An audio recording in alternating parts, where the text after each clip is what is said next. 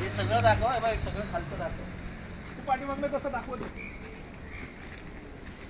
तेलाचे डबे हातात घ्या वेगवेगळ्या कंपनीचे खाली दाखवू आपण कारण ते सगळं वेगवेगळे पीकवर पाहायला पण पडत जिथे नूडल्स बनते ना तिथून वरती आणि खाली येताना पण नूडल्स सारखी फिलिंग येते. तुम्हाला दाखवतो बघा इथं काय बनतंय. या आतमध्ये या.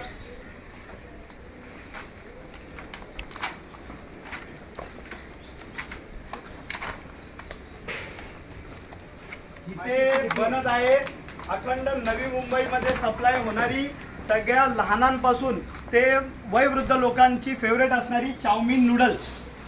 या इकडे चाऊमिन नूडल्स कोणत्या अवस्थेत बनते पाणी बघा.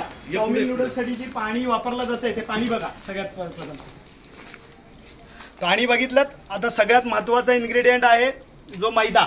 त्या मैद्यांवरती मास्क्या बघा. मशीन मैदा मशीन. त्यांना कोणत्याही पद्धतीचा अशी स्वच्छता असावी अशी कोणत्याही पद्धतीची त्यांनी काळजी घेतलेली नाहीये. आता अजून तुम्हाला पुढे दाखवतो. नूडल्स बघा. हे नूडल्स पण भरल्या जातात पाकिटमध्ये. हे कोणत्याही पद्धतीचा विचार करत नाही. आणि हा इकडचा बॉयलर बघा ज्याच्यामध्ये हे बघा. हे तेल बघा काळं काळं म्हणजे आपण इंजिन ऑइल वापरतो ना त्या पद्धतीचं तेल झालंय ते. आणि या ह्याच्यामध्येच नूडल्स फ्राय केली जाते. पुढे पुढे आहे बघा ना. आणि तेल मैदा पद्धतीचं वापरलं जातं तेही बघा. तो बघ लाटून ठेवलाय मैदा. आणि त्याच्यानंतर ही नूडल्स जी मोठ्या प्रमाणामध्ये बनवली जाते ती इथं ठेवले बघा. ही अशी नूडल्स इथं पेरून ठेवलेली आहे. त्याच्यावरती कोणत्याही पद्धतीचा स्वच्छता किंवा हायजीनचा पण त्यांनी लक्ष दिलेलं नाही. सगळी मैदा पॅकिंग होती. आणि हा पॅकिंग बघा. आतमध्ये नूडल्स तळलेत ना ते दाखवून इथून कंटिन्यू कर. ही पॅकिंग करायची जागा बघा कशी आहे. हे बघा. हे पॅकिंग होते इथे नूडल्स आणि तुळवले जातात पॅकिंगचं नाव. आणि ह्या नावाने ही कंपनी कार्यरत आहे.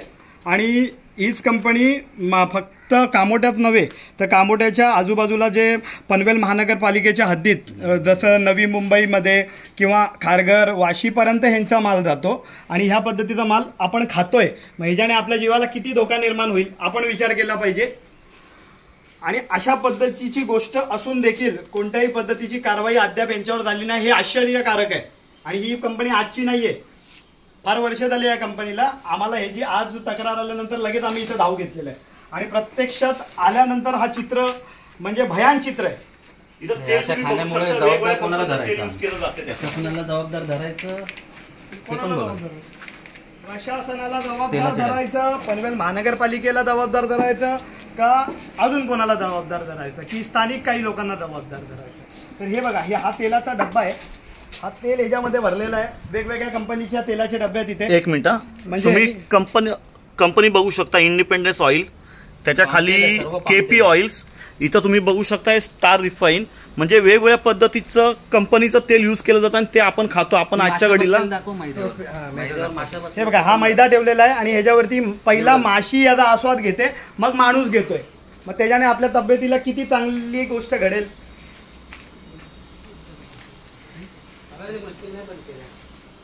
ते पळून गेले. ते पळून गेले. त्यावेळेला आम्ही इथे आलो त्यावेळेला जे इकडचे वर्कर्स होते ते सगळे त्यांनी इथून पळ काढलेली आहे. कारण त्यांना कळलेलं आहे की त्यांची चुकी आहे. चुकी नसती तर एवढा मोठा साम्राज्य घाणीचं साम्राज्य ठेवून ते पळाले नसते. तर ते गुन्हेगार आहेत म्हणून ते इथून पळ काढलेला आहे त्यांनी.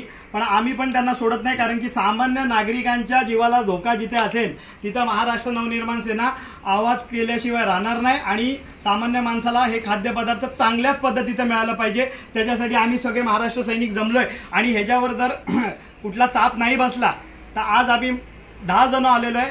इथे 200 जण उभे राहतील. प्रशासनाने कारवाई नाही केली तर आम्ही आंदोलन करू त्याच्या संदर्भात. या